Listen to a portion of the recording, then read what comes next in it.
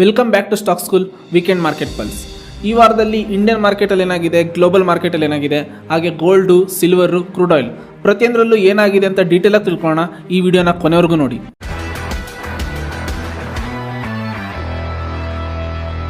Nifty ಈ ವೀಕಲ್ಲಿ 1.73% ಕೆಳಗಡೆ ಬಂದಿದೆ, ಅಂದರೆ 450 ಪಾಯಿಂಟ್ಸ್ನಷ್ಟು. ಇವಾಗ ನಮ್ಮ ಇಂಡಿಯಾದಲ್ಲಿ ಮೇಜರ್ ನ್ಯೂಸ್ ಏನಂದರೆ US ನಮ್ಮ ಮೇಲೆ 500% ತಾರೀಫ್ ಹಾಕಿರೋದು. ಏನಕ್ಕೆ US 500% ನಮ್ಮ ಮೇಲೆ ತಾರೀಫ್ ಹಾಕಿದೆ ಅಂದರೆ ಮೇಜರ್ ಆಗಿ ನಾವು ರಷ್ಯಾದಿಂದ ಕ್ರೂಡ್ ಆಯಿಲ್ನ ತರಿಸ್ಕೊಳ್ತಾ ಇರೋದು US ಕೈಲಿ ಸಹಿಸ್ಕೊಳಕ್ ಆಗ್ತಾ ಇಲ್ಲ. ಇದೇ ಕಾರಣಕ್ಕೆ ಯಾರ್ಯಾರು ರಷ್ಯಾದಿಂದ ಕ್ರೂಡ್ ಆಯಿಲ್ ಮತ್ತೆ ಯುರೇನಿಯಂನ ತರಿಸ್ಕೊಳ್ತಾ ಇದಾರೋ ಅವರೆಲ್ಲರ ಮೇಲೂ ಕೂಡ ತಾರೀಫ್ ಹಾಕ್ತೀನಿ ಅಂತ ಹೇಳ್ತಾ ಇದ್ದಾರೆ. ನಾಟ್ ಓನ್ಲಿ ಇಂಡಿಯಾ, ಚೈನಾ ಮೇಲೂ ಆಗ್ತಾ ಇದ್ದಾರೆ, ಬ್ರೆಜಿಲ್ ಮೇಲೂ ಆಗ್ತಾ ಇದ್ದಾರೆ. ಇದೇ ರೀತಿ ಯಾವ ಕಂಟ್ರಿ ತರಿಸ್ಕೊಳ್ತಾ ಇದಾರೋ ಅವರೆಲ್ಲರ ಮೇಲೂ 500% ತಾರೀಫ್ ಹಾಕ್ತೀನಿ ಅಂತ. ಇನಿಷಿಯಲಿ ಇವರು ತಾರೀಫ್ ಅಂತ ಸ್ಟಾರ್ಟ್ ಮಾಡಿದಾಗ ಜಸ್ಟ್ ಇಂಡಿಯಾ ಮೇಲೆ ಹಾಕಿದ್ದು 25% ಮಾತ್ರನೇ. ಅದನ್ನು ನಾವು ರೆಸಿಪ್ರೋಕಲ್ ತಾರೀಫ್ ಅಂತ ಹೇಳ್ತಾ ಇದ್ವಿ. ಬಟ್ ಇವಾಗ ಅವರು ಅಲ್ಲಿಂದ ಸ್ವಲ್ಪ ದಿನ ಆದಮೇಲೆ 25% ರೆಸಿಪ್ರೋಕಲ್ಲು ಜೊತೆಗೆ ರಷ್ಯಾದಿಂದ ಆಯಿಲ್ ತರಿಸ್ಕೊಳ್ತಾ ಇದ್ದಕ್ಕೆ 25%, ಎರಡಕ್ಕೂ ಸೇರಿ 50% ತಾರೀಫ್ ಆಗ್ತೀವಿ ಅಂತ ಫೈನಲೈಸ್ ಮಾಡ್ಕೊಂಡಿದ್ರು. ಅದು ಸ್ವಲ್ಪ ಡಿಸ್ಕಷನ್ ಆಗುತ್ತೆ, ಅದನ್ನು ಕಡಿಮೆ ಮಾಡ್ತಾರೆ ಅನ್ನೋ ಎಕ್ಸ್ಪೆಕ್ಟೇಷನಲ್ಲೂ ಕೂಡ ನಾವು ತುಂಬ ಇದ್ವಿ. ಬಟ್ ಇವಾಗ 500%ವರೆಗೂ ಇನ್ಕ್ರೀಸ್ ಮಾಡ್ಕೊಂಡು ಹೋಗಿದ್ದಾರೆ. ಜಸ್ಟ್ ಬಿಕಾಸ್ ಒಂದೇ ರೀಸನ್ಗೆ ಇವಾಗ ನಾವು ರಷ್ಯಾದಿಂದ ಆಯಿಲ್ ತರಿಸ್ಕೊಳ್ತಾ ಇದೀವಿ. ಇದು ಇಂಡೈರೆಕ್ಟ್ ಆಗಿ ರಷ್ಯಾದ್ದು ಮತ್ತು ಯುಕ್ರೇನ್ ವಾರಿಗೆ ಫಂಡಿಂಗ್ ಮಾಡ್ದಂಗೆ ಆಗುತ್ತೆ. ರಷ್ಯಾದ ಎಕಾನಮಿನ ಏನಾದರೂ ಮಾಡಿ ಕೆಳಗಿಳಿಸಬೇಕು ಅನ್ನೋ ಕಾರಣಕ್ಕೆ. ಯಾಕೆ ಅಂದರೆ ಇವರು ಎಲೆಕ್ಷನ್ ಟೈಮಲ್ಲಿ ಹೇಳಿದ್ರು, ನಾನು ಏನಾದರೂ ಎಲೆಕ್ಟ್ ಆಗಿ ಬಂದರೆ ನಾನು ಇಲ್ಲಿ ನಡೀತಾ ಇರುವಂಥ ಎಲ್ಲ ವಾರ್ಸ್ಗಳು, not only Russia Ukraine war, ಅದೇ ಥರನೇ ಇಸ್ರೇಲ್ ಇರಾನ್ ವಾರು ನಡೀತಾ ಇತ್ತು. ಈ ಥರದ್ದು ಎಲ್ಲ ಕಂಟ್ರೀಸ್ದು ವಾರ್ ನಿಲ್ಲಿಸ್ತೀನಿ ಅಂತ ಹೇಳ್ಕೊಂಡು ಎಲೆಕ್ಟ್ ಆಗಿದ್ರು. ಸೊ ದಟ್ ಆ ಮಾತಿನ ತಕ್ಕನಾಗಿ ಈಗ ಅವ್ರು ನಿಲ್ಲಿಸಬೇಕು ಅಂದರೆ ಏನಾದರೂ ಆ್ಯಕ್ಷನ್ಸ್ ತಗೋಬೇಕಲ್ವಾ. ಸೊ ಇವರು ಡೈರೆಕ್ಟಾಗಿ ರಷ್ಯಾಗೂ ಹೇಳಿದ್ರು ಕೂಡ. ಬಟ್ ಅವ್ರು ಅಷ್ಟು ತಲೆ ಕೆಡಿಸ್ಕೊಂಡಿದ್ದ ಕಾರಣದಿಂದ ರಷ್ಯಾಗೆ ಡೈರೆಕ್ಟಾಗಿ ನಾವು ಹೇಳೋಕ್ಕಾಗ್ತಾ ಇಲ್ಲ. ಬಟ್ ರಷ್ಯಾಗೆ ನಾವು ಸ್ವಲ್ಪ ಎಕನಾಮಿಕಲಿ ಡೌನ್ ಮಾಡಿದ್ರೆ ಆಟೋಮೆಟಿಕಲಿ ವಾರ್ ನಿಲ್ಲಿಸ್ತಾರೆ ಅಂದ್ಬಿಟ್ಟು ಇಷ್ಟೆಲ್ಲ ಆಟ ಆಡ್ತಾ ಇರೋದು. ಇವರು ತಾರೀಫ್ ಹಾಕೋದ್ರಿಂದ ಇಂಡಿಯನ್ ಕಂಟ್ರಿಗೂ ಎಫೆಕ್ಟ್ ಆಗುತ್ತೆ. ಅದೇ ಥರನೇ ಇಂಡಿಯಾದಲ್ಲಿ ಯಾರ್ಯಾರೆಲ್ಲ ಮ್ಯಾನುಫ್ಯಾಕ್ಚರಿಂಗು ಸರ್ವಿಸ್ ಫೀಲ್ಡಲ್ಲಿ ಇದ್ದಾರೋ ಆ ಥರದ ಕಂಪ್ನೀಸ್ಗಳು ಎಫೆಕ್ಟ್ ಆಗುತ್ತೆ. ನಾಟ್ ಓನ್ಲಿ ಇಂಡಿಯಾಗೆ ಮಾತ್ರ ಎಫೆಕ್ಟ್ ಆಗಲ್ಲ, ಅದೇ ಥರನೇ US ಗೂ ಎಫೆಕ್ಟ್ ಆಗುತ್ತೆ. ಯಾವ ರೀತಿ ಅಂದರೆ ₹100 ಯಾವುದೋ ಒಂದು XYZ ಗೂಡ್ಸು ಇಂಡಿಯಾದಿಂದ ಪ್ರೊಡಕ್ಷನ್ ಆಗಿ US ಅಲ್ಲಿ ಹೋಗಿ ಸೆಲ್ ಆಗ್ತಾ ಇತ್ತು ಅಂತ ಇಟ್ಕೊಳ್ಳಿ. ಈಗ ಅವರು 50% ತಾರೀಫ್ ಹಾಕಿದ್ರಿಂದ ₹100 ಇದ್ದು ₹150 ಆಗಿತ್ತು ಇಷ್ಟು ದಿನ. ಬಟ್ ಇವಾಗ ಸಡನ್ ಆಗಿ ಬಂದು 500% ತಾರೀಫ್ ಅಂತ ಅನೌನ್ಸ್ ಮಾಡಿದ್ಮೇಲೆ ಈ ಪ್ರೈಸು ₹100 ಬೇಸ್ ಪ್ರೈಸು ಪ್ಲಸ್ 500 ತಾರೀಫ್ ಸೇರ್ಕೊಂಡು ಇದು ₹600 ಆಗೋಗ್ಬಿಡ್ತು. ಸೊ ಆಟೋಮೆಟಿಕಲಿ ₹600 ಆಗಿದ್ರಿಂದ ಅಲ್ಲಿರೋ ಜನಕ್ಕೆ ಇದನ್ನ ಅಫೋರ್ಡ್ ಮಾಡೋದು ತುಂಬಾ ಕಷ್ಟ ಆಗುತ್ತೆ. ಯಾಕೆ ಅಂತಂದ್ರೆ ಅವ್ರದ್ದು ಸಡನ್ ಆಗಿ ಅರ್ನಿಂಗ್ಸ್ ಏನು ಇನ್ಕ್ರೀಸ್ ಆಗಿರಲ್ಲ, ಬಟ್ ಪ್ರಾಡಕ್ಟ್ ಪ್ರೈಸ್ ಮಾತ್ರ ಸಡನ್ ಶೂಟಪ್ ಆಗಿದೆ. ಇದರಿಂದ ಅವರು ನಾಳೆ ಅದನ್ನ ತಗೋಬೇಕು ಅಂತ ಇದ್ರೂ ಕೂಡ ತಗೊಳಕ್ ಆಗದೆ ಇರೋ ಪರಿಸ್ಥಿತಿಗೆ ಬಂದು ನಿಂತ್ಕೊಳ್ತಾರೆ. ನಮ್ಮ ಇಂಡಿಯಾದಿಂದ ಎಂಟೈರ್ ಗ್ಲೋಬಲ್ಗೆ ಎಷ್ಟು ನಾವು ಎಕ್ಸ್ಪೋರ್ಟ್ ಮಾಡ್ತಾ ಇದೀವಿ ಅಂದ್ರೆ $824 ಬಿಲಿಯನ್ ನಷ್ಟು. ಬಟ್ ಅದೇ ಇವಾಗ US ಗೆ ಅಷ್ಟೇ ಅಂತ ನೋಡಿದ್ರೆ ಇಲ್ಲಿ ನಾವು US ಗೆ ಎಕ್ಸ್ಪೋರ್ಟ್ ಮಾಡ್ತಾ ಇರೋದು ಜಸ್ಟ್ $82 ಬಿಲಿಯನ್ ಅಷ್ಟೇನೆ. ನಮ್ಮ ಡಿಪೆಂಡೆನ್ಸಿ US ಮೇಲೆ ಎಷ್ಟಿದೆ ಅಂದ್ರೆ ಎಂಟೈರ್ ಎಕ್ಸ್ಪೋರ್ಟ್ ಅಲ್ಲಿ 10% ಮಾತ್ರ ಇದೀವಿ. It is not small. ಇದು ಆಕ್ಚುಲಿ ಎಂಟೈರ್ ಗ್ಲೋಬಲ್ ಅಲ್ಲಿ ಒಂದು ಕಂಟ್ರಿ ಮೇಲೆ ನಾವು 10% ನಾವು ಎಕ್ಸ್ಪೋರ್ಟ್ಗೆ ಡಿಪೆಂಡ್ ಆಗಿದ್ದೀವಿ. ಇಷ್ಟೆಲ್ಲ US ಯಾಕೆ ಸರ್ಕಸ್ ಮಾಡ್ತಿದೆ ಅಂದ್ರೆ ಅವ್ರದ್ದು ಮೇಜರ್ ಆಗಿ ಏನಂತ ನೋಡಿದ್ರೆ ಒಂದೇ ಪಾಯಿಂಟ್ ಸಿಗೋದು ಏನು ಅಂತಂದ್ರೆ $36 ಟ್ರಿಲಿಯನ್ ನಷ್ಟು ಡೆಟ್ ಎಕಾನಮಿ ಅಂತ. ಈ ಡೆಟ್ ಎಕಾನಮಿನ ಏನಾದರೂ ಮಾಡಿ ಸ್ವಲ್ಪ ಸರಿಪಡಿಸಬೇಕು ಅನ್ನೋ ಒಂದೇ ಕಾರಣಕ್ಕೆ ಅವರು ಫೆಡರಲ್ ಚೇರ್ಮನ್ಗೂ ಪ್ರೆಷರ್ ಹಾಕಿ ಫೆಡ್ ರೇಟ್ನು ಡಿಕ್ರೀಸ್ ಮಾಡ್ತಾ ಇದ್ದಾರೆ. ಅದೇ ಥರ ಬೇರೆ ಕಂಟ್ರೀಸ್ಗಳ ಮೇಲೆ ಟ್ಯಾರಿಫ್ ಹಾಕ್ಬಿಟ್ಟು ಅದರಲ್ಲೂ ಸ್ವಲ್ಪ ರೆವಿನ್ಯೂ ಮಾಡ್ಬೇಕಂತ ಇದ್ದಾರೆ. ಅದಲ್ಲದೆ ರೀಸೆಂಟ್ ಆಗಿ ವೆನಿಜುವೆಲಾ ಮೇಲೆ ಅಟ್ಯಾಕ್ ಆಗಿರೋದು ನೋಡಿರ್ಬೋದು. ಇವೆಲ್ಲಾನು ನೋಡಿದ್ರೆ ಡೆಟ್ನ ಕಡಿಮೆ ಮಾಡೋಕ್ಕೆ ಟ್ರಂಪ್ ಆಡ್ತಾ ಇರೋ ಗಿಮಿಕ್. ಯಾಕೆಂತಂದ್ರೆ ವೆನಿಜುವೆಲಾದಲ್ಲಿ $17 ಟ್ರಿಲಿಯನ್ ವರ್ತ್ನಷ್ಟು ಆಯಿಲ್ ಇದೆ. ಅದನ್ನೇನಾದ್ರೂ US ಗೆ ತಗೊಂಬಂದ್ರೆ ಇಟ್ ಮೈಟ್ ಬಿ ಹೆಲ್ಪ್ ಅಲ್ವಾ. ಅದೇ ಕಾರಣಕ್ಕೆ ಇಷ್ಟೆಲ್ಲ ಸರ್ಕಸ್ ಮಾಡ್ತಾ ಇರೋದು. ಈ ತರ ತಾರೀಫ್ ಹಾಕಿನೇ ಲಾಸ್ಟ್ 1 year ಅಲ್ಲಿ US $600 ಬಿಲಿಯನ್ ನಷ್ಟು ರೆವಿನ್ಯೂ ಜಾಸ್ತಿ ಮಾಡ್ಕೊಂಡಿದೆ ಅಂತೆ. ಅದಲ್ಲದೆ ನೆಕ್ಸ್ಟ್ ಬರುವಂತ ಬಜೆಟ್ ಅಲ್ಲಿ ಮಿಲಿಟರಿಗೆ ಅಂತಾನೆ $1.5 ಟ್ರಿಲಿಯನ್ ನಾನು ರಿಸರ್ವ್ ಆಗಿ ಇಡ್ತೀನಿ. ಇವಾಗಿರುವಂತ ಸ್ಟ್ರಾಂಗೆಸ್ಟ್ ಮಿಲಿಟರಿಗಿಂತ ಇನ್ನೂ ಸೂಪರ್ ಸ್ಟ್ರಾಂಗೆಸ್ಟ್ ಮಾಡ್ತೀನಿ. ಯಾವುದೇ ಕಂಟ್ರೀಸ್ಗಳು ನಮ್ಮ ಜೊತೆ ವಾರಿಗೆ ಬರೋದಿರ್ಲಿ ಅದ್ರ ಬಗ್ಗೆ ಯೋಚನೆ ಮಾಡೋಕ್ಕೂ ಭಯ ಪಡಬೇಕು, ಅಷ್ಟು ಸ್ಟ್ರಾಂಗ್ ಮಾಡ್ತೀನಿ ಅಂತ ಹೇಳ್ತಾ ಇದ್ದಾರೆ. ಇದೆಲ್ಲದನ್ನು ಬಿಟ್ಟು ಜಸ್ಟ್ ಇಂಡಿಯಾದೊಂದನ್ನೇ ನಾವು ಇಂಡಿವಿಜುವಲ್ ಆಗಿ ನೋಡಿದ್ರೆ ನಮ್ದು ಆಲ್ರೆಡಿ Q3 ರಿಸಲ್ಟ್ ಬರಕ್ ಸ್ಟಾರ್ಟ್ ಆಗಿದೆ. Q3 ರಿಸಲ್ಟ್ ಎಲ್ಲ ಸ್ವಲ್ಪ ಚೆನ್ನಾಗೇ ಬರ್ತಾ ಇದೆ as comparing to last 2 quarters ನೋಡಿದ್ರೆ. ನಮ್ದು ಫಸ್ಟ್ ಕ್ವಾರ್ಟರ್ ಅಂತಂದ್ರೆ 2025 ಮಾರ್ಚ್ ಇಂದ ಜೂನ್ ವರೆಗೂ ಫಸ್ಟ್ ಕ್ವಾರ್ಟರ್ ಅಲ್ಲಿ ಆಲ್ಮೋಸ್ಟ್ ಫ್ಲಾಟ್ ಆಗಿದ್ವಿ. ಅದೇ ಜೂನ್ ಇಂದ ಸೆಪ್ಟೆಂಬರ್ ಸೆಕೆಂಡ್ ಕ್ವಾರ್ಟರ್ ಅಲ್ಲಿ 2-3% ಅರ್ನಿಂಗ್ಸ್ ಗ್ರೋತ್ ಇತ್ತು. ಬಟ್ ಸೆಪ್ಟೆಂಬರ್ ಇಂದ ಡಿಸೆಂಬರ್ಗೆ ಬಂದ್ರೆ ಈ ಅರ್ನಿಂಗ್ಸ್ ಗ್ರೋತ್ 8-10% ಇನ್ಕ್ರೀಸ್ ಆಗಿದೆ. ಬಟ್ ನೆಕ್ಸ್ಟ್ ಅಪ್ಕಮಿಂಗ್ ಅಂದ್ರೆ ಜನವರಿ ಟು ಮಾರ್ಚ್ ಕ್ವಾರ್ಟರ್ ಅಲ್ಲಿ ಇದು 10-12% ವರೆಗೂ ಹೋಗ್ಬೋದು ಅನ್ನೋ ಪ್ರಿಡಿಕ್ಷನ್ ಅಲ್ಲಿ ಇದೀವಿ. ಇದಲ್ದೇನೆ ಕೂಡ ನೆಕ್ಸ್ಟ್ ಫೆಬ್ರವರಿ 1ನೇ ತಾರೀಕು ನಮ್ಮ ಇಂಡಿಯನ್ ಬಜೆಟ್ ಬರ್ತಾ ಇದೆ. ಇದು ಎಲ್ಲದಕ್ಕೂ ಪುಷ್ ಕೊಟ್ಟಂಗೆ ಆಗುತ್ತೆ. ಯಾಕೆಂದ್ರೆ ಇಷ್ಟು ದಿನ ಗೌರ್ಮೆಂಟನ್ನು ಕೂಡ GST ಅಂತ ಆಗಿರ್ಬೋದು, ಅದೇ ತರನೇ ಟ್ಯಾಕ್ಸ್ ಇನ್ಕಮ್ ಟ್ಯಾಕ್ಸ್ ಸ್ಲ್ಯಾಬ್ ಕಡಿಮೆ ಮಾಡಿದ್ದಾಗಿರ್ಬೋದು, ನಮ್ಮ RBI ಕೂಡ ರೆಪೋ ರೇಟ್ ಕಡಿಮೆ ಮಾಡಿದ್ದು. ಇದೆಲ್ಲ ಹೆಂಗೆ ಅಂತಂದ್ರೆ ಟೈಲ್ ವಿಂಡ್ ಇದ್ದಂಗೆ. ಇವಾಗ first tail wind head wind ಅಂತ ಏನಾದ್ರೂ ಅರ್ಥ ಮಾಡ್ಕೊಳ್ಳೋಣ. ಈಗ ಎಕ್ಸಾಂಪಲ್ ನೀವು ಇಂಡಿಯಾದಿಂದ ದುಬೈಗೆ ಟ್ರಾವೆಲ್ ಮಾಡ್ತಾ ಇದ್ರೆ ಫ್ಲೈಟ್ ಅಲ್ಲಿ ಅಂತ ಅನ್ಕೊಳ್ಳಿ. ಇವಾಗ ನೀವು ಇಂಡಿಯಾದಿಂದ ಫ್ಲೈಟ್ ಟೇಕ್ ಆಫ್ ಆದಾಗ ಆಪೋಸಿಟ್ ಆಗಿ ವಿಂಡ್ ಇತ್ತು ಅಂದ್ರೆ ಈಗ ಏರೋಪ್ಲೇನ್ ಮುಂದೆ ಹೋಗ್ಲಿಕ್ಕೆ ಸ್ವಲ್ಪ ಸ್ಟ್ರಗಲ್ ಆಗುತ್ತೆ, ವಿಂಡ್ ಡ್ರ್ಯಾಗ್ ಮಾಡ್ತಾ ಇರುತ್ತೆ, ಫ್ಯೂಯಲ್ ಜಾಸ್ತಿ ಕನ್ಸ್ಯೂಮ್ ಆಗುತ್ತೆ, ಇಲ್ಲಾಂದ್ರೆ ಟೈಮ್ ಜಾಸ್ತಿ ಕನ್ಸ್ಯೂಮ್ ಆಗುತ್ತೆ. ಇದನ್ನೇ ನಾವು ಹೆಡ್ ವಿಂಡ್ ಅಂತ ಹೇಳ್ತೀವಿ. ಅಂದ್ರೆ ಕಂಪ್ನೀಸ್ಗಳು ಸ್ಟ್ರಗಲ್ ಮಾಡ್ತಾ ಇರ್ತವೆ ಆ ಫೇಸ್ ಅಲ್ಲಿ ಅಂತ. ಅದೇ ಇನ್ ಕೇಸ್ ಏನಾದರೂ ದುಬೈಯಿಂದ ಇಂಡಿಯಾಗೆ ಆ ಫ್ಲೈಟ್ ವಾಪಸ್ ಬರಬೇಕಾದ್ರೆ ಗಾಳಿ ಹಿಂದ್ಗಡೆಯಿಂದ ಬರ್ತಾ ಇದ್ದಾಗ ಏನಾಗುತ್ತೆ, ಅವನು ಕಡಿಮೆ ಟೈಮಲ್ಲಿ ಅಥವಾ ಕಡಿಮೆ ಫ್ಯೂಯಲ್ನ ಯೂಸ್ ಮಾಡಿಕೊಂಡು ಜಾಸ್ತಿ ಎಫರ್ಟ್ ಹಾಕದೇನೆ ಇಂಡಿಯಾಗೆ ಆರಾಮಾಗಿ ಬಂದ್ಬಿಡ್ಬೋದಲ್ವಾ. ಇದನ್ನೇ ನಾವು ಟೈಲ್ ವಿಂಡ್ ಅಂತ ಕರಿತೀವಿ. ಅಂದ್ರೆ ಪುಷ್ ಹಿಂದ್ಗಡೆಯಿಂದ ಸಿಗ್ತಾ ಇದೆ ಅನ್ನೋ ಕಾರಣಕ್ಕೆ ಇದನ್ನೇ ನಾವು ಹೆಡ್ ವಿಂಡ್ ಟೈಲ್ ವಿಂಡ್ ಅಂತ ಕರಿತೀವಿ. ಸೊ ಇವಾಗಿರುವಂತ ಫೇಸ್ ಅಲ್ಲಿ ಗೌರ್ಮೆಂಟ್ ಇಷ್ಟೆಲ್ಲ ಎಕಾನಮಿ ಮೇಲೆ ಹೋಗ್ಬೇಕು ಅಥವಾ ಎಕಾನಮಿ ಚೆನ್ನಾಗಿ ಆಗಬೇಕು ಅಂತ ಪುಷ್ ಮಾಡ್ತಾ ಇರೋದು ಟೈಲ್ ವಿಂಡ್ ತರ ವರ್ಕ್ ಆಗ್ತಾ ಇದೆ ಈ ಕಂಪ್ನೀಸ್ಗಳು ಗ್ರೋತ್ ಆಗ್ಲಿಕ್ಕೆ. ಅದಲ್ಲದೆ 2026 ಕ್ಯಾಲೆಂಡರ್ ಇಯರ್ ಅಲ್ಲಿ RBI ಪ್ರಿಡಿಕ್ಟ್ ಮಾಡಿರೋದು 7.4% ನಷ್ಟು ರಿಯಲ್ GDP ಗ್ರೋ ಆಗುತ್ತೆ ಅಂತ, ಜೊತೆಗೇನೆ 8% ನಷ್ಟು ನಾಮಿನಲ್ GDP ಗ್ರೋ ಆಗುತ್ತೆ ಅಂತ. ಇಟ್ಸ್ ಸ್ಟಿಲ್ ಮಿನಿಮಲ್ ಏನ 8% ಅಂದ್ರೆ ಜಸ್ಟ್ 0.6% ನಷ್ಟು inflation. But over the period of time ಇದು ಇನ್ಕ್ರೀಸ್ ಆಗ್ತಾ ಹೋಗುತ್ತೆ, ಇವೆಲ್ಲ ಆಡ್ ಆಗ್ತಾ ಬಂದಂಗೆ. ಇಷ್ಟಲ್ಲದೆ ತುಂಬಾ ಜನ ಸ್ಟಾಕ್ ಮಾರ್ಕೆಟ್ ನೋಡಿ ಏನ್ ಭಯ ಬೀಳ್ತಾ ಇಲ್ಲ, ಬಟ್ ಸ್ಟಾಕ್ ಮಾರ್ಕೆಟ್ ರಿಟರ್ನ್ ಕೊಡ್ಲಿಲ್ಲ ಅಂದ್ರೆ ಏನ್ ಮಾಡ್ಬೇಕು ಅನ್ನೋದು ಭಯ ಬೀಳ್ತಾ ಇದಾರೆ. ಬಟ್ ಒಂದ್ ಅರ್ಥ ಮಾಡ್ಕೊಳ್ಳಿ, stock market every day, every month, every year ಮೇಲೆ ಹೋಗಕ್ಕೆ ಅಥವಾ ಎವ್ರಿ ಇಯರ್ ರಿಟರ್ನ್ ಬರಕ್ಕೆ FD ಅಥವಾ ಬಾಂಡ್ಸ್ ಅಲ್ಲ, ಇದು ಫ್ಲಕ್ಚುಯೇಷನ್ ಇದ್ದೇ ಇರುತ್ತೆ. ಯಾಕಂದ್ರೆ ನೀವು ಇನ್ವೆಸ್ಟ್ ಮಾಡ್ತಾ ಇರೋದು ಬಿಸ್ನೆಸ್ ಅಲ್ಲಿ. ಬಿಸ್ನೆಸ್ ಅಂದ್ರೆ ಹೆಂಗೆ, 1 ಇಯರ್ ಮೇಲಿರುತ್ತೆ, 1 ಇಯರ್ ಕೆಳಗಿರುತ್ತೆ. ಬಟ್ ಒಂದಲ್ಲ ಒಂದಿನ ಬಿಸ್ನೆಸ್ ಗ್ರೋ ಆಗುತ್ತೆ, ಒಳ್ಳೆ ಬಿಸ್ನೆಸ್ ಅಂತಂದ್ರೆ ಆಬ್ವಿಯಸ್ಲಿ ನಿಮಗೆ ರಿಟರ್ನ್ ಬಂದೇ ಬರುತ್ತೆ, ಭಯ ಬೀಳುವಂತ ಅವಶ್ಯಕತೆನೇ ಇಲ್ಲ. ಇಫ್ ಇನ್ ಕೇಸ್ ನೀವು ಪ್ಲಾನ್ ಮಾಡ್ತೀರಾ ಅಂದ್ರೆ 5 to 10 years ಡೌನ್ ಪ್ಲಾನ್ ಮಾಡ್ಕೊಳ್ಳಿ. ಈ ತರ ಫ್ಲಕ್ಚುಯೇಷನ್ ನ ತಡ್ಕೊಳ್ಳುವಂತ ಕೆಪಾಸಿಟಿ ನಿಮಗೆ ಇದ್ರೆ ಮಾತ್ರ ಬರುವಂತ ರಿಟರ್ನ್ಸ್, ಅಂದ್ರೆ ನಾವು ಅನ್ಕೊಳ್ತೀವಲ್ವಾ ಹೈಯೆಸ್ಟ್ ಫ್ಲಕ್ಚುಯೇಷನ್ ಇರುತ್ತೆ ಅಂತ, ಅದೇ ತರ ಹೈಯೆಸ್ಟ್ ರಿಟರ್ನ್ ಇರುತ್ತೆ. ನೀವು ಫ್ಲಕ್ಚುಯೇಷನ್ ತಡ್ಕೊಂಡ್ರೆ ಒಳ್ಳೆ ರಿಟರ್ನ್ಸ್ ನೀವು ಅಚೀವ್ ಮಾಡಬಹುದು. ನಿಫ್ಟಿ ನೆಕ್ಸ್ಟ್ 50 ಇದು 1.89% ನಷ್ಟು ಕೆಳಗಡೆ ಬಂದಿದೆ, ಅಂದ್ರೆ 1320 ಪಾಯಿಂಟ್ಸ್ ನಷ್ಟು ಕೆಳಗಡೆ ಬಂದಿದೆ. ಅದಲ್ಲದೆ ನ್ಯಾಸ್ಡ್ಯಾಕ್ 100 ಇದು ಆಲ್ಮೋಸ್ಟ್ ಫ್ಲಾಟ್, ಅಂದ್ರೆ 0.07% ನಷ್ಟು 17 ಪಾಯಿಂಟ್ಸ್ ನಷ್ಟು ಕೆಳಗಡೆ ಬಂದಿದೆ. ಗ್ಲೋಬಲ್ ಅಲ್ಲೇ ಮೇಜರ್ ನ್ಯೂಸ್ ಏನಂದ್ರೆ US ಡೆಲ್ಟಾ ಫೋರ್ಸ್ ಹೋಗ್ಬಿಟ್ಟು ವೆನಿಜುವೆಲಾದಲ್ಲಿ ಜನವರಿ 3ನೇ ತಾರೀಕು midnight Venezuela president Nicolas ಮದುರೋನ ಕಿಡ್ನಾಪ್ ಮಾಡ್ಕೊಂಡು US ಗೆ ತಗೊಂಡ್ಬರ್ತಾರೆ. ಈ ತಗೊಂಬಂದಿದ್ದು ಕಾರಣ ಏನಂದ್ರೆ ಅಲ್ಲಿ ನಡೀತಿದ್ದಂತ ಹ್ಯೂಮನ್ ಟ್ರಾಫಿಕಿಂಗ್ ವೈಲೇಷನ್, ಅದೇ ತರನೇ ಡಿಕ್ಟೇಟರ್ಶಿಪ್, ಅದಲ್ಲದೆ ಡ್ರಗ್ ಮಾಫಿಯಾನ ತುಂಬಾ ಮಾಡ್ತಾ ಇದ್ರು ಅಂತ. ಇದೆಲ್ಲ ಮೇನ್ ರೀಸನ್. ಇದನ್ನ ನಾವು ಡೀಟೇಲ್ ಆಗಿ ಅರ್ಥ ಮಾಡ್ಕೊಳ್ಳೋದಾದ್ರೆ ಹ್ಯೂಮನ್ ಟ್ರಾಫಿಕಿಂಗ್ ನಾರ್ತ್ ಕೊರಿಯಾದಲ್ಲಿ ಎಷ್ಟು ನಡೀತಾ ಇದೆ ಅನ್ನೋದು ಎಲ್ಲರಿಗೂ ಗೊತ್ತು. ಬಟ್ ಅವ್ರನ್ನ ಅಗೇನೆಸ್ಟ್ ಆಗಿ ಇಟ್ಕೊಳಕ್ ಆಗಲ್ಲ, ಯಾಕೆಂದ್ರೆ ಅವ್ರ ಹತ್ರ ನ್ಯೂಕ್ಲಿಯರ್ ವೆಪನ್ಸ್ ಇದಾವೆ ಅಂತ. ಅದಲ್ಲದೆ ಡ್ರಗ್ ಸ್ಮಗ್ಲಿಂಗ್ ಮಾಡೋದು ನಾಟ್ ಓನ್ಲಿ ವೆನಿಜುವೆಲಾ, ಅವ್ರ ಪಕ್ಕದ ಕಂಟ್ರಿನೇ ಅಂದ್ರೆ ಮೆಕ್ಸಿಕೋನೇ ಅವರ ಪೊಪೆಟ್ ಕಂಟ್ರಿ ಅಂತಾನು ಕರಿತೀವಿ ನಾವು. ಈ ಪೊಪೆಟ್ ಕಂಟ್ರಿನೇ 90% US ಗೆ ಡ್ರಗ್ಸ್ ನ ಸಪ್ಲೈ ಮಾಡ್ತಾ ಇರೋದು. ಬಟ್ ಸ್ಟಿಲ್ ಅವ್ರ ಮೇಲೆ ಏನು ಆಕ್ಷನ್ಸ್ ತಗೊಳ್ಳಲ್ಲ, ಏಕೆ ಅಂತಂದ್ರೆ ಅವ್ರು ಹೇಳ್ದಂಗೆ ಕೇಳ್ತಾರೆ. ಅದಲ್ಲದೆ ಇವ್ರು ಹೇಳ್ತಾರೆ ಡಿಕ್ಟೇಟರ್ಶಿಪ್ ಅಂತ. ಡಿಕ್ಟೇಟರ್ಶಿಪ್ ಇವರಿಗೆ ಮೇಜರ್ ಪ್ರಾಬ್ಲಮ್ ಆಗಿದ್ರೆ ಸೌದಿ ಅರೇಬಿಯಾಗೆ ಯಾಕೆ ಸಪೋರ್ಟ್ ಮಾಡ್ತಾ ಇದ್ರು, ಯಾಕೆಂದ್ರೆ ಅವ್ರು ಏನೇ ಟ್ರೇಡ್ ಮಾಡಿದ್ರು, ಆಯಿಲ್ ಟ್ರೇಡ್ ಹೇಳ್ತಾ ಇರೋದು, ಅವ್ರು ಏನೇ ಆಯಿಲ್ ಟ್ರೇಡ್ ಮಾಡಿದ್ರು ಕೂಡ ಇವ್ರು ಹೇಳ್ದಂಗೆ ಡಾಲರ್ಸ್ ಅಲ್ಲೇ ಮಾಡ್ತಾ ಇದಾರೆ ಅನ್ನೋ ಕಾರಣಕ್ಕೆ ಇವ್ರಗಳ ಮೇಲೆ ತಗೊಳ್ದೇ ಇರೋ ಆಕ್ಷನ್ ವೆನಿಜುವೆಲಾ ಮೇಲೆ ತಗೊಳ್ತಾರೆ. ಈ ವೆನಿಜುವೆಲಾದು US ರಿಲೇಶನ್ಶಿಪ್ ಎಲ್ಲಿಂದ ಸ್ಟಾರ್ಟ್ ಆಯ್ತು ಅಂತ ಫಸ್ಟ್ ತಿಳ್ಕೊಳ್ಳೋಣ. At one point of time Venezuela is very rich country, ಅದಲ್ಲದೆ ತುಂಬಾ ಫಾಸ್ಟ್ ಆಗಿ ಗ್ರೋತ್ ಆಗ್ತಿದ್ದಂತ ಕಂಟ್ರಿನೂ ಕೂಡ ಹೌದು. ಈ 1922 ವರ್ಗು ಕೂಡ ವೆನಿಜುವೆಲಾ ಅಂತ ಸ್ಟೇಬಲ್ಡ್ ಎಕನಾಮಿಕ್ ಇರುವಂತ ಕಂಟ್ರಿ ಆಗಿರ್ಲಿಲ್ಲ. ಆಫ್ಟರ್ 1922 ಅಲ್ಲಿ ಆಯಿಲ್ ಇದೆ ಅನ್ನೋದು ಗೊತ್ತಾಗುತ್ತೆ.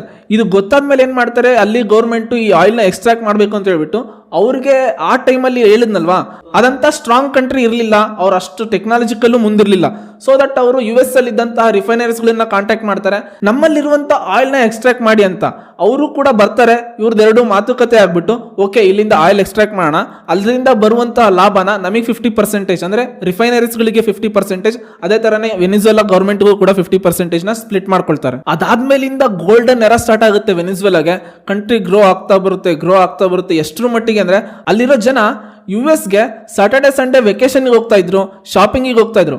ಅದು ಎಷ್ಟು ದೂರ ಅಂತಂದ್ರೆ ನಾವು ದುಬೈಗೆ ಹೆಂಗೆ ಒಂದು 3-4 ಅವರ್ಸ್ ಅಲ್ಲಿ ರೀಚ್ ಆಗ್ತೀವಲ್ವಾ, ಅದೇ ತರನೇ ವೆನಿಜುವೆಲಾ ಮತ್ತೆ US ಅಷ್ಟೇ ಸ್ಮಾಲ್ ಡಿಸ್ಟೆನ್ಸ್ ಅಲ್ಲಿ ಇರೋದು. ಸೊ ದಟ್ ಅವ್ರು ಅಷ್ಟು ಬೇಗ ಹೋಗ್ಬಿಟ್ಟು ಬರೋದು, ಆ ತರ ರಿಲೇಶನ್ಶಿಪ್ ಚೆನ್ನಾಗಿತ್ತು. ಬಟ್ ಒನ್ಸ್ ಆಫ್ಟರ್ 1999 ಎಲೆಕ್ಷನ್ ಅಲ್ಲಿ ಯುಗೋಸ್ ಚಾವೆಜ್ ಅನ್ನ ಎಲೆಕ್ಟ್ ಆಗಿ ಬರ್ತಾರೆ.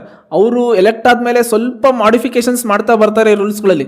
ಅಪ್ ಟು 2007 ವರ್ಗು ಎಲ್ಲ ಕರೆಕ್ಟ್ ಆಗಿ ನಡೀತಾ ಇರುತ್ತೆ. 2007 ನಲ್ಲಿ ಒಂದು ಬಿಲ್ ಪಾಸ್ ಮಾಡ್ತಾರೆ.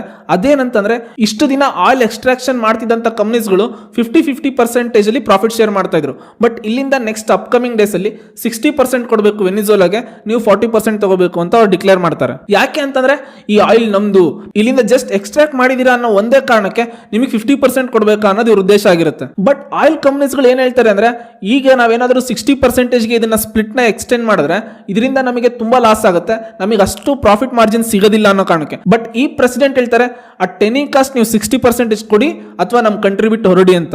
ಬಟ್ ಆಫ್ಟರ್ ಸಮ್ ಡೇಸ್ ಆದ್ಮೇಲೆ ಅವ್ರಗಳಿಗೆ ಏನೋ ಆಪ್ಷನ್ ಇಲ್ದೇನೆ ವೆನಿಜುವೆಲಾನ ಬಿಟ್ಟು ಆಟೋಮೆಟಿಕ್ಲಿ ವಾಪಸ್ ಬರಬೇಕಾಗುತ್ತೆ. ಇದರಿಂದ US ರಿಫೈನರಿಗಳಿಗೆ ತುಂಬಾ ಲಾಸ್ ಆಗುತ್ತೆ. ಯಾಕೆ ಅಂತಂದ್ರೆ ಫ್ರಮ್ ಲಾಸ್ಟ್ 70-80 ಇಯರ್ಸ್ ಇಂದ ಅಲ್ಲಿ ತುಂಬಾ ರಿಫೈನರೀಸ್ ಗಳನ್ನ ಬಿಲಿಯನ್ಸ್ ಆಫ್ ಡಾಲರ್ ನ ಖರ್ಚು ಮಾಡಿ ಬಿಲ್ಡ್ ಮಾಡಿರ್ತಾರೆ. ಅವರೆಲ್ಲರನ್ನು ಅಲ್ಲಿಂದ ಒಂದೇ ಸತಿಗೆ ಓಡಿಸ್ಬಿಡ್ತಾರೆ. ಅದಾದ್ಮೇಲೆ ಗೌರ್ಮೆಂಟೇ 100% ಇದನ್ನ ಓನ್ ಮಾಡುತ್ತೆ. ಇಲ್ಲಿಂದ ಎಕ್ಸ್ಟ್ರಾಕ್ಟ್ ಮಾಡಿ ಇದರಿಂದ ಬರುವಂತ ಲಾಭನ ಗೌರ್ಮೆಂಟೇ ತಗೊಳುತ್ತೆ. ನಮ್ಮ ಕಂಟ್ರಿಗೆನೆ ನಮ್ಮ ಜನಕ್ಕೆ ಬೆನಿಫಿಟ್ ಆಗೋ ತರ ಹಂಚ್ತೀನಿ ಅಂತ ಅಲ್ಲಿಂದ ಸ್ಟಾರ್ಟ್ ಮಾಡ್ಕೊಳ್ತಾರೆ. ಅವ್ರು ಸ್ಟಾರ್ಟ್ ಮಾಡಿದಾಗ ಎಲ್ಲ ಚೆನ್ನಾಗೇ ಇರುತ್ತೆ. 2000 ಇಂದ 2005 ಅನ್ನಷ್ಟೊತ್ತಿಗೆ ಅಂದ್ರೆ 2000 ಟೈಮಲ್ಲಿ $10 per ಬ್ಯಾರಲ್ ಇದ್ದಂತ ಕ್ರೂಡು 2005 ಅನ್ನಷ್ಟೊತ್ತಿಗೆನೆ $30 per ಬ್ಯಾರಲ್ ಬಂದು ನಿಂತ್ಕೊಳ್ಳುತ್ತೆ. ಅವಾಗಿನ ಜನ ಎಲ್ಲ ಏನ್ ಅರ್ಥ ಮಾಡ್ಕೊಳ್ತಾರೆ ಅಂದ್ರೆ, ಓ ನಮ್ಮ ಪ್ರೆಸಿಡೆಂಟ್ ಏನು ಬುದ್ಧಿವಂತನಪ್ಪ, ಎಲ್ಲ ಪ್ರಾಫಿಟ್ ನಮಗೆ ಬರಂಗ್ ಮಾಡಿದ್ರು, ಇದರಿಂದನೂ ಕೂಡ ನಮ್ಮ ರೆವಿನ್ಯೂ ಕೂಡ 3 ಪಟ್ಟು ಹೆಚ್ಚಿಗೆ ಆಯ್ತು, ಸೊ ಗೋಲ್ಡನ್ ಎರಾದಲ್ಲಿ ಇದೀವಿ ಅಂತ ಅನ್ಕೊಳ್ತಾರೆ. ಬಟ್ ಮೇಲ್ನೋಟಕ್ಕೆ ಇದೆಲ್ಲ ಕರೆಕ್ಟ್ ಅಂತ ಅನ್ಸುತ್ತೆ, ಬಟ್ ಒಳಗಡೆಗೆ ಬೇರೆನೆ ಆಗ್ತಾ ಇರುತ್ತೆ. ಇದರಿಂದ ಬರ್ತಿದ್ದಂತ ಲಾಭದ ದುಡ್ಡಲ್ಲಿ ಅವ್ರು ಏನ್ ಮಾಡ್ಬೇಕಾಗಿತ್ತು ಅಂದ್ರೆ ಅಲ್ಲಿರೋ ಎಜುಕೇಶನ್ ಇಂಪ್ರೂವ್ಮೆಂಟ್ಗೆ ಅಥವಾ ಎಕನಾಮಿಕಲಿ ಏನಾದರೂ ಸ್ವಲ್ಪ ಡೆವಲಪ್ಮೆಂಟ್ಸ್ಗಳಿಗಿರ್ಬೋದು, ಇನ್ಫ್ರಾಸ್ಟ್ರಕ್ಚರ್ಸ್ ಬಿಲ್ಡ್ ಮಾಡೋಕ್ಕಿರ್ಬೋದು, ಹೆಲ್ತ್, ಎಜುಕೇಶನ್ ಈ ತರದಕ್ಕೆ ಸಪೋರ್ಟ್ ಮಾಡಬೇಕಾಗಿತ್ತು. ಬಟ್ ರಿಯಲ್ ಆಗಿ ಮಾಡಿದ್ದೇನು ಅಂದ್ರೆ ಅಲ್ಲಿರೋ ಗೌರ್ಮೆಂಟ್ಗೆ ಚೀಪಾಗಿ ಕೊಡ್ತೀನಿ ಅನ್ನೋ ಕಾರಣಕ್ಕೆ ಗೌರ್ಮೆಂಟ್ ಸ್ಟೋರ್ಗಳನ್ನ ಓಪನ್ ಮಾಡಿ $100 ಇದ್ದಂತ ಪ್ರಾಡಕ್ಟ್ನ $20 ಸೆಲ್ ಮಾಡೋದು, ಫ್ಲಾಟ್ 80% ಡಿಸ್ಕೌಂಟ್ ಅಂತೆ.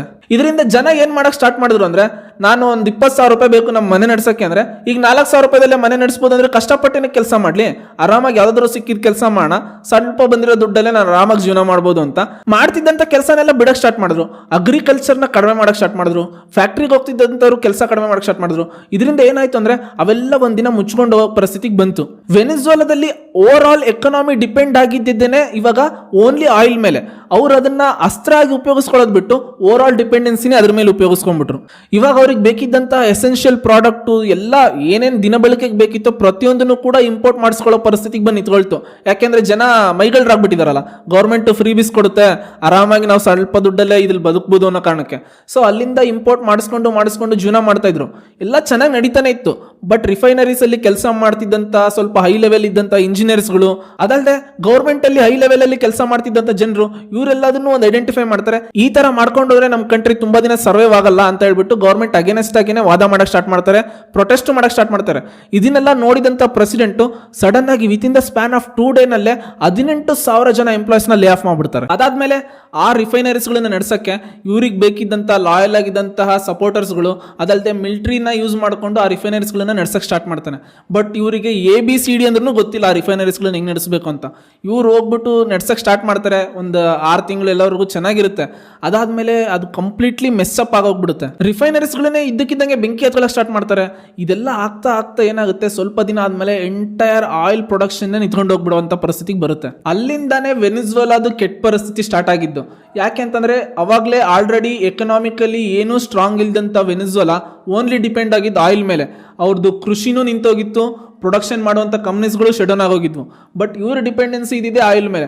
ಅದೇ ನಿಂತ ತಕ್ಷಣ ಏನಾಗೋಗ್ಬಿಡ್ತು ಅಂದ್ರೆ ಸಾಲದ ಕಡೆಗೆ ಮುಖ ಮಾಡಕ್ ಸ್ಟಾರ್ಟ್ ಮಾಡ್ತು. ಇದೇ ಸಿಚುಯೇಷನ್ ಅಲ್ಲಿ ಅಂದ್ರೆ 2010 ಟೈಮಲ್ಲಿ ಅಮೆರಿಕಾದಲ್ಲೂ ಆಯಿಲ್ ಸಿಗ್ತಾ ಇದೆ ಅನ್ನೋದು ಅಮೆರಿಕಾಗ್ ಗೊತ್ತಾಗುತ್ತೆ. ಅವತ್ತಿಂದ ಅಮೆರಿಕದ್ದು ವೆನಿಜುವೆಲಾ ಮೇಲಿದ್ದಂತ ಡಿಪೆಂಡೆನ್ಸಿನ ಕಂಪ್ಲೀಟ್ ಆಗಿ ಕಟ್ ಮಾಡ್ಕೊಳ್ತಾರೆ. ಅವರೇ ಆಯಿಲ್ ಪ್ರೊಡ್ಯೂಸ್ ಮಾಡಕ್ ಸ್ಟಾರ್ಟ್ ಮಾಡ್ತಾರೆ. ಇವತ್ತಿನ ದಿನಕ್ಕೆ globally number 1 oil production country ಅಂತಂದ್ರೆ ಅದು USA. ಬಟ್ ಸ್ಟಿಲ್ ಇವ್ರ ಹತ್ರ ಅಷ್ಟೆಲ್ಲ ಆಯಿಲ್ ಇಟ್ಕೊಂಡು ಕೂಡ ವೆನಿಜುವೆಲಾ ಮೇಲೆ ಏನಕ್ಕೆ ಇಷ್ಟು ಟಾರ್ಗೆಟ್ ಮಾಡ್ತಾ ಇದಾರೆ ಅಂದ್ರೆ ಒಂದೇ ರೀಸನ್ಗೆನೆ, ಡೊನಾಲ್ಡ್ ಟ್ರಂಪ್ ಎಲೆಕ್ಷನ್ ನಲ್ಲಿ ಎಲೆಕ್ಟ್ ಆಗೋಕ್ಕಿಂತ ಮುಂಚೆ ಒಂದು ಹೇಳಿರ್ತಾರೆ, ನಾನು ಇಲ್ಲಿರುವಂತ ರಿಫೈನರೀಸ್ ಗಳಿಗೆ ತುಂಬಾ ಹೆಲ್ಪ್ ಮಾಡ್ತೀನಿ, ರಿಫೈನರೀಸ್ ಗಳು ಗ್ರೋ ಆಗ್ಲಿಕ್ಕೆ ನಾನು ಏನಾದ್ರೂ ಕಾಂಟ್ರಿಬ್ಯೂಟ್ ಮಾಡ್ತೀನಿ ಅನ್ನೋ ಕಾರಣಕ್ಕೆ. ಬಟ್ ರಿಫೈನರೀಸ್ ಗಳೇನೋ ಇಲ್ಲಿಂದ ಆಲ್ರೆಡಿ ಆಯಿಲ್ ಎಕ್ಸ್ಟ್ರಾಕ್ಟ್ ಮಾಡ್ತಾ ಇದಾರೆ, ಮಿಕ್ಕಿರೋ ಆಯಿಲ್ ಇನ್ನೂ ಬೇಕಲ್ವಾ? ಯಾಕೆ ಅಂತಂದ್ರೆ ಪ್ರೀವಿಯಸ್ ಅಲ್ಲಿ ವೆನಿಜುವೆಲಾ ಇಂದ ಆಯಿಲ್ ಬರ್ತಾ ಇದ್ದಿದ್ದು US US ಅಲ್ಲಿ ಹೆವಿ ಆಯಿಲ್ ನ ರಿಫೈನ್ ಮಾಡುವಂತ ಮ್ಯಾನುಫ್ಯಾಕ್ಚರಿಂಗ್ ಪ್ಲಾಂಟ್ಸ್ ಗಳಿದ್ವು. ಬಟ್ ಇವಾಗ US ಅಲ್ಲಿ ಸಿಗ್ತಾ ಇರೋದು ಲೈಟ್ ಆಯಿಲ್, ಅವ್ರಿಗೆ ಬೇಕಿರೋದು heavy oil. Heavy crude oil ಎಲ್ಲಿ ಸಿಗುತ್ತೆ ಅಂದ್ರೆ ವೆನಿಜುವೆಲಾದಲ್ಲಿ.